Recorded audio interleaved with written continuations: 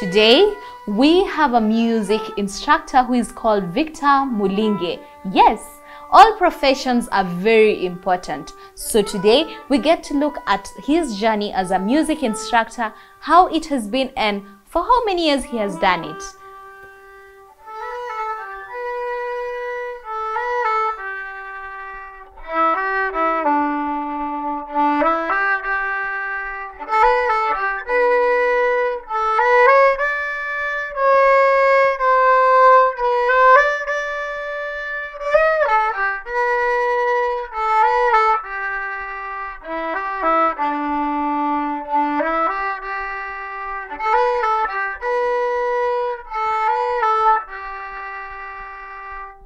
Welcome to Meet the HR Show. Thank you very Karibu much. sana. Asante. This is Meet the HR Show, and most of the time we walk the career journey with you and get to know what exactly it entails.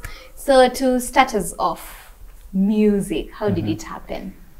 The first time I started music was probably when I was class 7, so that should be around 13 years. I was 13 years. So there was a fellowship where my mom lived. So they bought a small keyboard.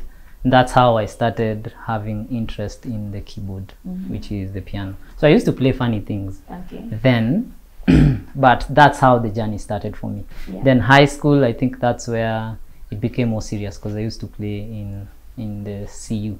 I used to do a lot of research. I used to read a lot. I have a culture of reading. So I used to do research even when I was in high school. So gathering out which chords, which keys work. So at that point, it was just self-driven.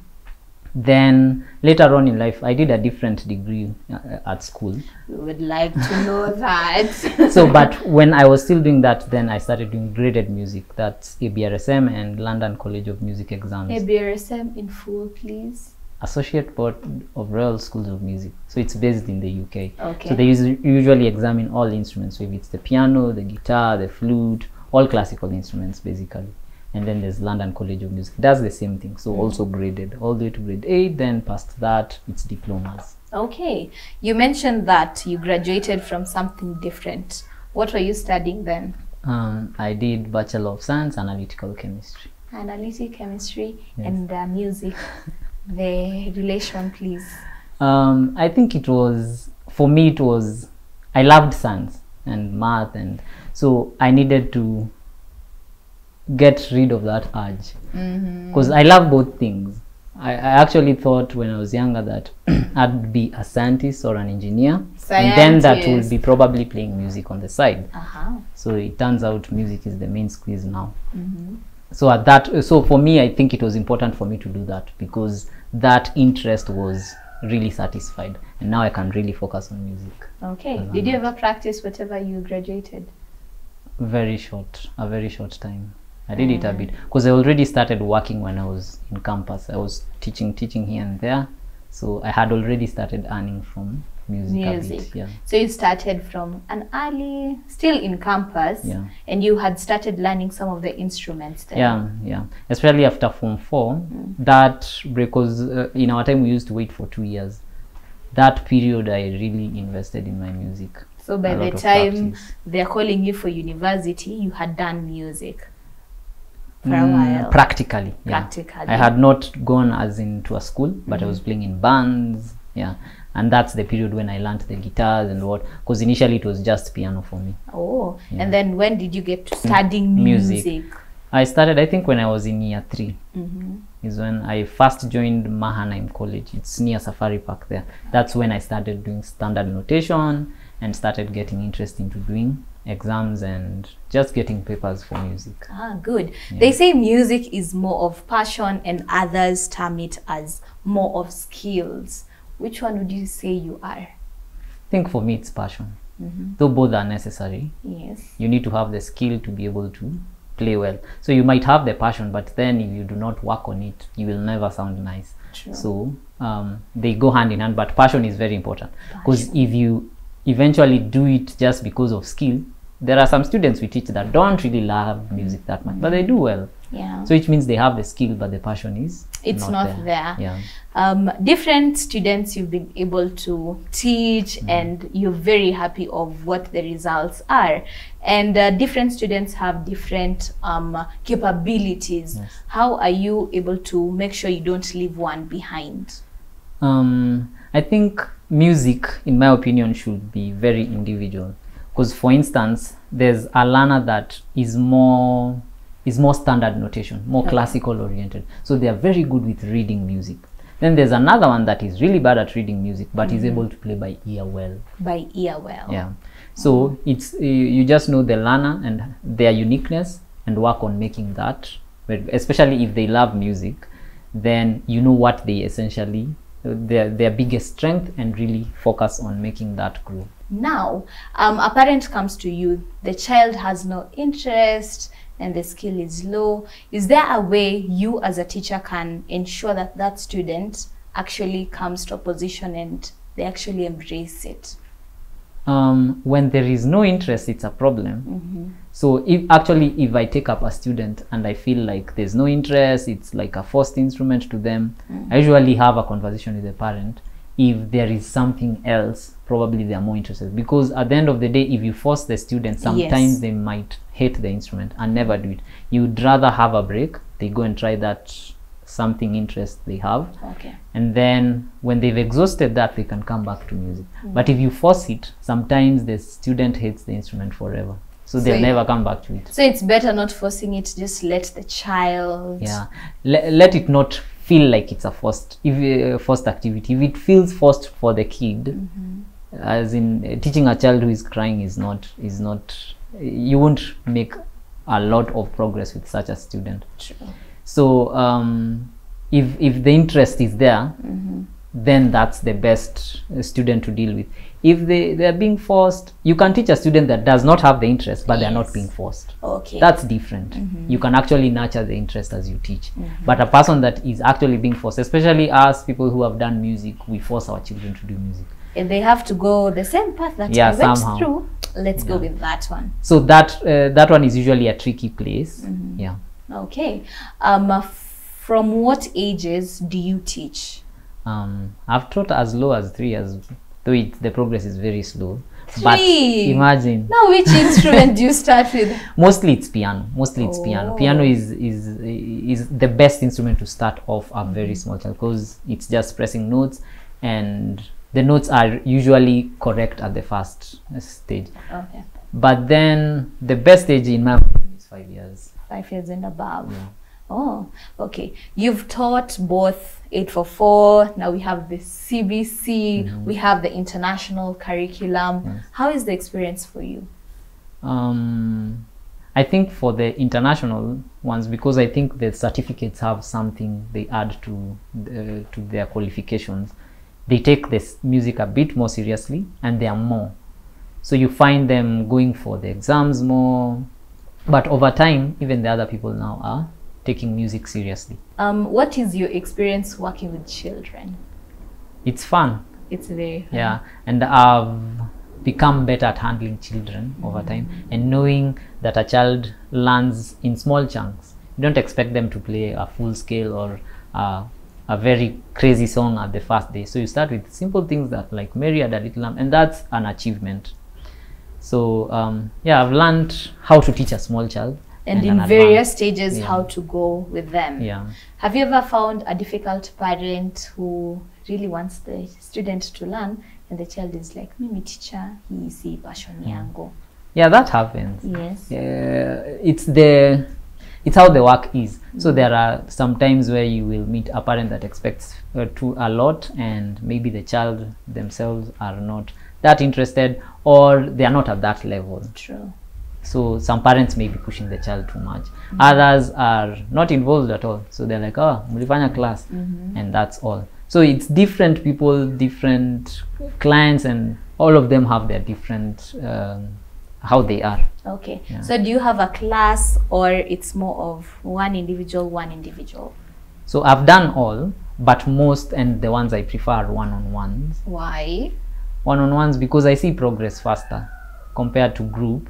group, because there is group dynamics, you'll have to make some kids maybe be a bit quiet. Like I've done a group violin class and 5 students have a violin. So when you're trying to look at this one, the other ones are already switched off or are just bowing some wrong notes, so the class is just loud. So but that's how group classes are. Have you done any advancement in your career?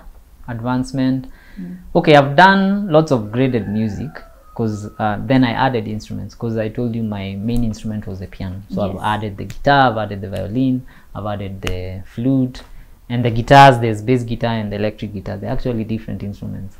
So okay, now those I've added. This is a classical guitar. Oh, it's not really acoustic, but at least this one is common, though most people prefer the wires. This one has nylon strings at the end, so it's called a classical guitar. Nylon because it's plastic. Yeah. Oh, see, I'm learning. Yeah, so that's what I've done. Then I've been working towards getting the TSC number. So I've done postgraduate diploma in education at Kenyatta University. So I'm still completing the project there. It's a bit of work balancing working and advancing on my end, but yeah. So as you advance, you're there still at school. Yeah. How are you balancing both? You just manage, you arrange your classes, because most of the time I'm in charge of my program. Okay. So I'm able to know when I have classes and when. But the first time my postgraduate diploma was digital, so I used to go there for cuts and exams, so it was fitting much better with my course. But then when I was doing attachment, that was a bit tricky, because I had to go to the school and bring my TP and then rush to a class. So it was a balance. There it was a bit challenging, but I finished it, so I'm happy. Yeah. COVID came. We have to talk about COVID. It's still there, but we are praying that it goes away. During the pandemic, a lot of classes were being taken through Zoom. Yes. You as a teacher, how was the experience? So when they locked everything that first time, almost every class stopped, because music is one-on-one. Yeah. We've never done online. I did online just after COVID. Yes. So that period is like the first 3 months, things were bad, because I didn't have lots of classes. A lot of people were like, it's staying away from each other. Yes. And then we had not yet embraced Zoom and stuff, but we had to adapt. So eventually we started doing Zoom classes. Yeah, and they've opened doors actually, because I actually have students that are not Kenyan. I have never met, so we just meet online. So I still have some online classes. So it was a wake-up call for us that it's not only just the physical classes that work. We can do something different. How is the hiring process, considering you have both international Kenyan students? How are you able to get such gigs? So when you're in the market, okay, my first job was in a music school. It's called International Maestro Center. Okay. So there I got most of my experience. And then, so when you're in the industry, once you are known, most of the times it's referrals. So like a parent that you teach their children, they refer you to another parent. Yeah. Or a student that needs help with an instrument, then it's mostly referrals on my end. And then the schools that I've taught in, because there are schools I teach with, so they give me students from their school. Okay. Yeah. How did you convince your parents? I have decided I've done science, I've done technology and everything. I now want to do music. How was it for you?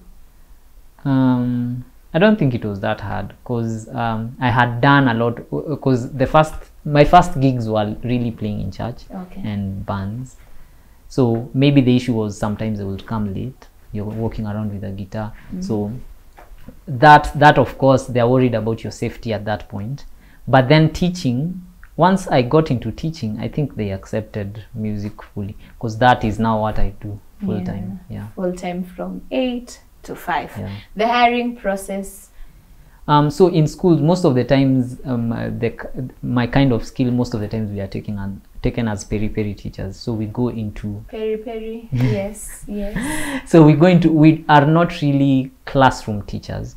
We are given individual students that have taken the instrument. So if you teach flute, the flute students you're given, so you just have a program. Maybe on Monday you have 2, Tuesday you have maybe 1, so like that. So that's what happens, and most of the times it's the graded music that they look at, because that's what shows you actually can play the instrument. Ah, nice. Do you have a favorite class? Every class has a beauty, because our classes, you interact with the child, you know their personality. We are friends with our students, so you go there, they tell you about their family, what their mom did. So it's stories with this. So there's that relationship you gain with your student. Teaching, you have to create that rapport Yes. with them. So you have to they have to trust you. Yes. Have you met a student who didn't trust you and was like, no, I want to change to another class? Yeah, that's part of the of teaching. So there are times a student, you're really not blending that much. So especially when you're in an institution, like when I was when I'm in International Maestro Center, there are several teachers.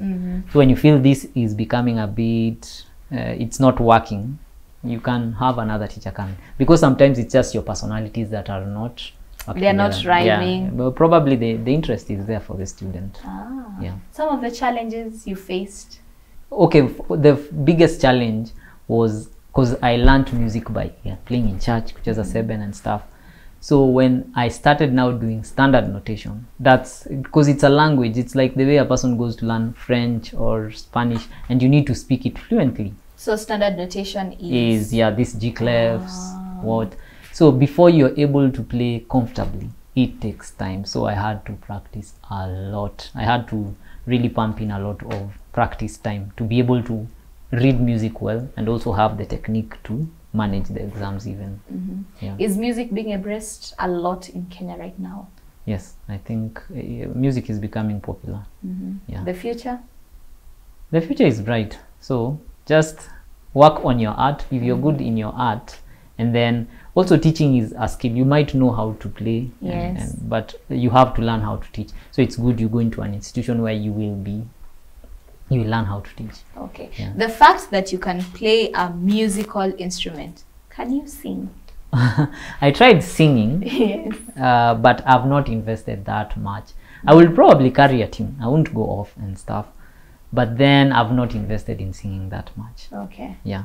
So among all these instruments, which one do you prefer playing and also teaching? I like teaching all of them, but my first love is the piano. The piano. I love the piano a lot. Yeah. How long does it take for you to finish a certain instrument, teaching a certain instrument? With music, you never reach the end. I've never reached the end, because if it's piano, I think there are things that are played that I can't play still. Okay. So with music, you decide where you end. So you feel this is enough for me. So for a student, it depends where they feel like that's as far as I'll go. So there are some students that aim at grade 5 probably. So once they reach grade 5, that's a wrap for them. So we start from grade 1, grade 2. There's no nursery? There is prep test, and but that is what you do with your teacher when you're beginning. So being shown this is the C, this is the E. So that is not examined. That's, though there are some exams, prep tests, initial grades that are not really very technical. So at that point, that's where you cover that. That's nursery. You will say that is nursery for music. Then once you start grade 1, there's tangible evidence of what you can do. There's a scale you can do, do, re, mi, fa, sol, la, ti, do. There's a song you can actually play nicely. So yeah. Ah, that's nice. For a student who wants to actually be a music teacher like you, what's the process? To be a music teacher like me, first of all is learn how to play the instruments, learn how to read music, and do the exam. So because at the end of the day, you won't get a job without the papers. You can't just go and say I play guitar and you have nothing to show. So you have to study but practice a lot. Practice a lot. Once you're good with your instrument, the things become easier now. Yeah. Practice as much as you can. An individual just finished high school and now they're joining campus. Yeah. For you, you started out with a different degree. Yes. Should they start with something like a fallback plan, then go into it, or how does it go? No, it depends with the individual. Because if really you know it's music you want to do, just go and do the music degree, and then you can do the the graded ones as you do the degree, if you know it's music. But then if you know you're still a bit confused, there's that confusion part. Yeah, because for me, when I finished Form 4, I didn't envision myself doing music as a full-time job. Yeah, because I loved sciences, so I imagined I'd probably do something in the lines of science while I'm a musician, because that's possible. There are doctors that play violin, that play piano. That happens a lot. So I didn't know music will be what will be my main thing. How do you ensure that you don't mix work with home affairs? Because sometimes you've gotten someone who has made you mad through your journey to work. How do you separate both? I think that's being a teacher. When you're a teacher, you know to separate. When you're in class, you're an instructor. At that point, because if you have issues at home or maybe somewhere else, when you reach the class, that student does not have that. Though maybe it might affect you and the student might notice. But you try as much as possible for it not to affect your work. Just separate your things well. Your takeaway points from that whole journey? Work on your art and trust in God, and everything will work out. Just make sure you're working at your art and getting better at it. Because when I was starting, things were not, I had very few classes, but now I have a lot of classes. That's nice. Yeah. What next after being a music teacher? What are you looking forward to? So for now, most of my students are primary school and high school. Okay. Actually, primary school more, high school a few. So I'm looking into being able to help musicians that are a bit more advanced. And then I'm also a performer, so I'd like to do a bit of content in the future. But I feel I'm not ready yet, but in the future I'm envisioning create some content, playing something, probably an arrangement where I have done the piano, I've done the violin, I've done the guitars, so something that is a mashup that will probably be my way of expressing myself.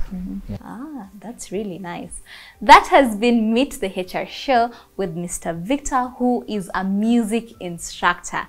At home, you want to do this, pursue and be ready to learn and learn and learn every day. Till next time, my name is Laura Nell, and this has been the Meet the HR Show. Bye-bye.